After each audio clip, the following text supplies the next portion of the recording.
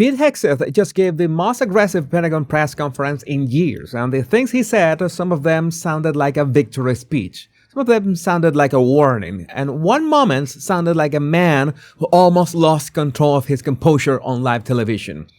My name is Jesus Enrique Rosas, I'm the Body Language Guy, and if you have been following my political channel, The Power Pundit, you know I have been covering this Iran story every single day for a couple of weeks. Today I want to break down the key statements from this briefing because the words Hegseth chose tell you exactly where this is headed. Let's start here. One of our combatant commands, Central Command, CENTCOM, using less than 10% of America's total combat power, dismantled one of the world's largest militaries. The world's leading state sponsor of terrorism proved utterly incapable of defending itself, its people, or its territory. That line is not an accident. Hegseth could have said, "Our military defeated Iran," but he didn't. He made sure to tell you it was one command, using less than 10%. That framing is not for the room. That line is for Beijing. That line is for Moscow. That line is for every country watching this and running the math on what the other 90% looks like. And then he followed it with this. Iran shot hundreds and hundreds of missiles and one-way attack drones at our aircraft carrier. They were obsessed with it, and they never got even close. Every single one of those shots easily shot down miles and miles away from the Abe Lincoln. They were blowing ammo into Fantasyland. Fantasyland. That is contempt. Pure, undiluted contempt. He's telling you that Iran threw everything they had at an aircraft carrier, and it was a joke. And the choice to mock them publicly at the Pentagon podium is deliberate.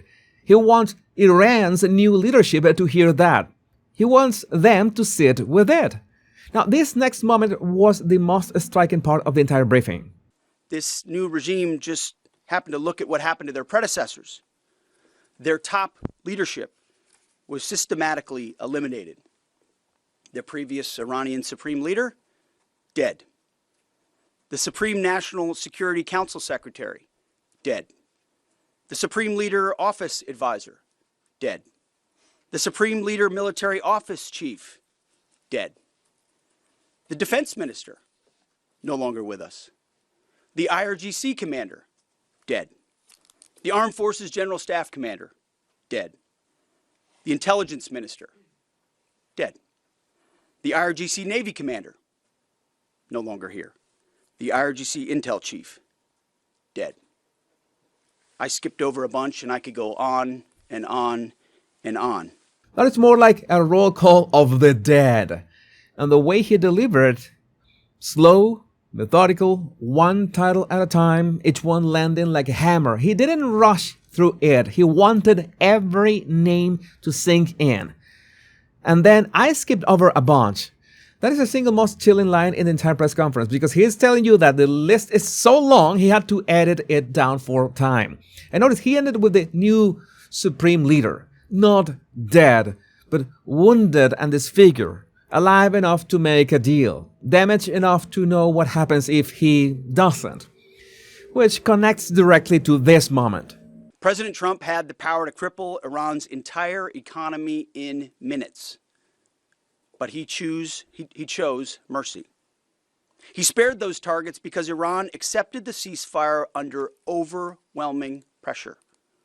Look at the word itself, mercy. That is a very specific framing. Mercy means you had the power to destroy someone and you chose not to. You don't show mercy to an equal. You show mercy to someone who is completely at your, mercy. And Hegseth made sure to explain what that mercy looked like. He said the next targets were power plants, bridges, oil infrastructure, things that would have sent Iran back decades. He said Trump had the power to collapse Iran's entire economy in minutes, and then he chose to stop. That framing is for two audiences. For the American audience, it says, your president is strong and merciful. For Iran's new regime, it says, we can turn the lights off whenever we want. President Trump forged this moment. Iran begged for this ceasefire, and we all know it. Begged, not requested, not negotiated. Begged. And we all know it, which shuts down any debate before it starts. That's a dominant statement from the Pentagon podium. Now, if I can understand that you might say, how can they sign a ceasefire and then break it immediately? That's what my Power Pundit channel is for. I explain it to the detail in my latest video. Now, I want to shift to General Kaine because his tone was completely different from Hegseth's. From the backseater, Dude 44 Bravo, whose pure and unadulterated joy at seeing those helicopters come into the valley to get his front seater in daylight because he knew the front seater did not have a jacket, and was so filled with heart-leaping joy at his front seater getting picked up, to the nighttime folks that went in and then got him, to the tanker forces that did the things that they had to do to give their own gas away, to the support packages. Listen to Kaine's voice here. That is not the same register at Hegseth. Hegseth was control, dominant, projecting power. Kaine is emotional, and I don't mean weak. I mean he is a military man who talked directly to those pilots and is reliving it at the podium. The detail he chose to share is everything. He didn't talk about the tactical brilliance. He talked about one man's joy at seeing his partner get rescued. The backseater who didn't have a jacket, freezing, and his only concern was his front seater. That is the detail that lands with people. Hegseth gave you the numbers and the dead. Kaine gave you the soul of it. And then came the press questions, and the temperature in the room changed. Yes. Thank you, Secretary Hegseth. Sorry. Thank you. Excuse me. Why are you so rude? Just wait. I'm calling on people. Thank you, go. Secretary Hegseth. Short, sharp, no hesitation. A reporter tried to jump the line and Hegseth shot it down instantly.